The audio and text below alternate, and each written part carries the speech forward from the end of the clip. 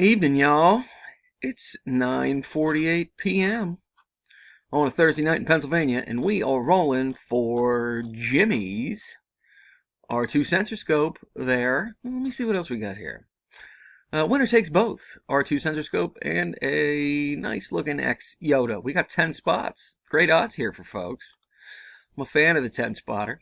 Copy them here, run them over to random, and paste them in here. We got 10, which is nice. That means we got what we need. Gonna roll the dice, gotta get a 5 or better for some action. And we got slow dice. But then we got a 10, which is good. That's enough to play. Good luck, everybody. Here we go. Good luck. Again, Gary in the top spot for round 1. Spencer round 2. Ooh, grudge match. Gary again on 3. Dave takes round 4. Gary again on top in round 5. Dave round 6.